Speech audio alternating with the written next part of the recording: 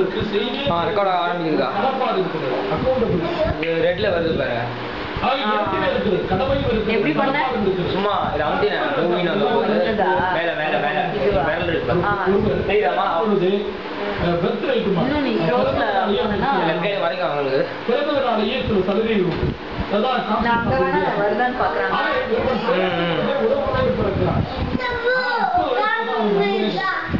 அப்போ 30 வயது வரைக்கும் அவருடைய குடும்பத்தின் போது உதவுவது யார் அப்படின்னா நண்பனா உறவா அப்படின்னு பார்க்கும்போது நண்பன் வந்து ரொம்ப லேட்டமா தாமதமான வருகை தருகிறான் ஒரு வாழ்க்கையில.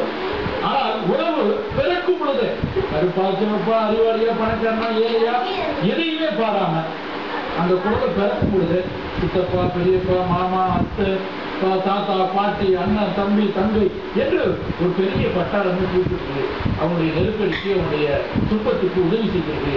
எனவே துன்பத்தில் உதவுவது உறவுகளே என்கிற கருத்து அடுத்ததாக பதிவு இல்லை. துன்பத்தில் உதவுவது நண்பர்களே என்கிற சிந்தனையில் இந்த அணியின் சார்பில் விஜய் சுப்பிரமணியன் பதிவு செய்யும். ஐயா, நண்பன் வாழ்க்கையில லேட்டா தான் வரான். லேட்டா வந்தாலும் லேட்டஸ்டா வரான். என் நண்பன் போட்ட சோறு நிலவும் திண்ணேன் பாடு நட்பை கூட கற்பை போல என்கிறேன் பாடுகிறான். அதாவது இந்த உலகத்துல எந்த எதிர்பார்ப்பும் இன்றி உதவுகின்ற ஒரே ஜீவன்கள் நண்பர்கள் மட்டும்தான். அதாவது இம்மை தொட்ட மணிவிழி இரண்டிற்கும் நடுவில் தூரம் அதிகம் இல்லை. இருவரும் ஒரு குணம், இருவரும் நண்பர்கள். அதுதான் அன்பின் எல்லைன்னு கண்ணன் குசேலோட நட்பை பத்தி பேசும்போது கண்ணதாசன் ரொம்ப அழகா எழுதியிருக்காரு. அதாவது எவ்வளவுதான் ஏழ்மையில இருந்தாலும் வறுமையில பாடினாலும் நண்பன் மகா மன்னனான கண்ணனை பார்க்க போறோம் ஒரே காரணத்துக்காக ஒரு அழுக்கு துணியில பழைய அவலை கட்டி கொண்டு போறாரு. அது வந்து எந்த விதமான இடையூறும் இல்லாமல் நட்பை போற்றும் வகையில் அந்த அவலையும் வாங்கி சாப்பிட்டு நட்பையும் பெருமைப்படுத்தி நண்பர் குசேலனையும் பெருமைப்படுத்தி குசேலனுக்கும் எதிர்பாராமல் உதவி செய்து அவரையும் பணக்காரனாக்கிறார் கண்ணன். இதுவே வந்து நட்போட அழக ரொம்ப அழகா எழுதியிருக்க கண்ணதாசன். இப்ப நம்ம புராண கதைகளையும் பார்த்தோம்னா மகாபாரதத்தை எடுத்துக்கலாங்க. அப்பா இல்ல அம்மா வந்து எப்படியோ போய் தண்ணியில விட்டாங்க. இருந்தாலும் தன்னை கூட மதிச்சு ஒரு நாட்டுக்கு மன்னனாக்கிய ஒரே காரணத்திற்காக சேராத இடமாக இருந்தாலும் சென்றோற்றின் கடனை தீர்ந்து மாண்டான் கர்ணன். அதாவது அந்த உயிர் இழந்தது நட்பு காப்பாற்றப்பட்டு. சரி, இப்ப நம்ம எதுக்கு அவ்வளவு தூரம் போனவன்? ஒரு 40 வருஷங்களுக்கு முன்னாடி ஒரு சாதாரண பஸ் கண்டக்டரா இருந்து சாப்பாடு ஒருவேளை சாப்பாடு வழியில்லாம கஷ்டப்பட்டவர்கிட்டையும் ஏதோ ஒரு திறமை இருக்குங்கிறத ஒரு நண்பர் கண்டுபிடிச்சு தன் வாழ்க்கைக்காக சேர்த்து வச்சிருந்த கொஞ்சம் பணத்தையும் அவர்கிட்ட கொடுத்ததுனாலதான் அன்னைக்கு சாதாரண சிவாஜி ராவன் நீங்க சூப்பர் ஸ்டார் ரஜினிகாந்தா பார்க்க முடியாது. ஏன்னா நிச்சயமா முடிஞ்சிருக்காரு. அது ரொம்ப அழகா பாடிப்பாங்க. அற்றலின் குலத்தில் அருளின் பறவை போல் புற்றுளி தீர்ப்பது உறவல்ல, அக்குளத்தில் பொட்டியும் ஆம்பலும் நெய்தலும் போல் ஒட்டி வருவாது உறவு அப்படின்னு சொல்லியிருக்காங்க. அதாவது ஒரு குளத்துல எப்போ தண்ணி இருக்கோ அப்பதான் பறவைகள் வந்து போகும். ஆனா அந்த குளத்துல தண்ணி இருக்கோ இல்லையோ எது இருக்கோ இல்லையோ குளத்துல இருக்கிற மீன்கள் செடிகள் கொடிகள் எல்லாம் அந்த குளத்திலேயே தான் இருக்கும். செழித்தாலும் குளத்துடனேயே செழிக்கும், மாண்டாலும் குளத்துடனேயே மாண்டு சாகும். வந்து வந்து போகும் பறவைகளை போது இப்ப நாயா உறவுகள். ஆனா இன்னைக்குமே ஒன்னா இருக்கிறது தான் நண்பர்கள். அதான் நட்பு. சரி, இன்னைக்கு நட்பும் பேசுறாங்க, உறவுன்னு பேசுறாங்க.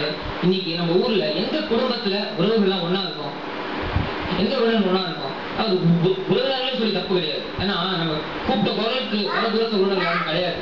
கூட்டு குடும்பங்கிற கான்செப்ட் நம்ம விட்டு போய் அது இன்னைக்கு ஒரு ஊர்ல பள்ளிகள் அதிகமா இருக்கலாம், ஆனா நம்ம ஊர்ல முதியோர் இல்லங்கள் அதிகமா இருக்கு. இது என்ன காரணம்? அந்த பையனுக்கோ இல்ல அந்த பொண்ணுக்கோ உறவுகளோட மதிப்பு தெரியல, அப்பா அம்மாவோட மதிப்பு தெரியல. அதுதான் காரணம். அதாவது ஒரு குழந்தை வளரும் போது நம்ம என்ன சொல்லிடுறோம், நல்லா மார்க்காங்க, நல்லா சம்பாதிக்கணும் தான் சொல்லிடுறோம் தவிர இந்த உறவுக்கு முக்கியத்துவம் கொடுக்கணும் சொல்லி தரதே கிடையாது. அப்போ உறவுங்கிறது அப்போ நம்மளை விட்டு போயாச்சு. இப்படி பார்க்கும்போது நமக்கு உறவுக்கு யார் இருக்கா? நண்பர்கள் மட்டும்தான் இருக்காங்க. அவர் சொன்னார் தம்பி உடையான் படை கஞ்சான், அண்ணன் தம்பி உதவுவாங்க. நேற்று கூட நியூஸ் பேப்பர்ல பார்த்து திருநெல்வேலியில அண்ணன் தம்பி சொத்துக்காக விட்டு சுத்திட்டாங்க. அப்போ அவங்க வந்து உறவுங்கிறது எங்க இருக்கு? எங்கேயுமே கிடையாது. இறுதியாக என்னோட வாழ்க்கையில உதாரணம் சொல்லி முடிச்சாரு. சில வருடங்களுக்கு முன்னாடி எங்க அம்மாவுக்கு எங்க தங்கைக்கும் ஆக்சிடென்ட் ஆச்சு. எங்க அம்மா கூட சின்ன காயங்களோட பழச்சிக்கிட்டாங்க. ஆனா அங்கேயும் தப்பிக்க முடியல.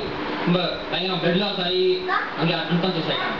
அப்போ அந்த வழியா போனாங்க. அப்பாவோட நண்பர், அப்பா கூட ஊர்ல இல்லை, நண்பர் தான் வந்து எங்க அம்மாவை தங்கச்சி ஹாஸ்பிட்டல்ல போய் சேர்த்து எல்லா செலவையும் நான் வந்து பார்த்துட்டேன். அப்படி நான் கூட சின்ன பையன் நான் ஒன்றும் பண்ண முடியல. அதுக்கப்புறமா எங்க அப்பா வந்து நன்றின்னு சொல்லும் போது அவர் வார்த்தை சொன்னார், இன்னும் எனக்கு ஞாபகம் இருக்கு. செய்தன்றி எதிர்பார்த்து நான் அவங்க உதவி பண்ணல, அது பண்றது நட்பே கிடையாது அப்படின்னு சொன்னார். ரொம்ப ஆணித்தனமா அடிச்ச நினைச்ச மாதிரி இருந்தது. ஆனா அன்னைக்கு சாயங்காலமே எங்க வீட்டு சில உறவினர்கள் வந்தாங்க. வந்து பார்த்துட்டு 10 நிமிஷத்துல கோச்சிட்டு போயிட்டாங்க. ஏன் நீ குழந்தைங்க போகணும்னு கேட்டாங்க. சொன்னாங்க, எனக்கு சரியா காஃபி கொடுக்கல, கவனிக்கல, டிஃபன் போடல அப்படின்னாங்க. இதுல தெரியுது நட்பு எங்க இருக்கு, உறவு எங்க இருக்கு. அதாவது கொண்டு வந்தால்தான் மனைவி, சீர் கொடுத்தால்தான் சகோதரன், எந்த எதிர்பார்ப்பும் இல்லாமல் உயிர் காப்பவன் தான், உயிர் கொடுப்பவன் தான் நண்பர். ஆகவே துன்ப காலத்தில் உதவுவது நண்பர்கள் மட்டும். உயிர் காப்பு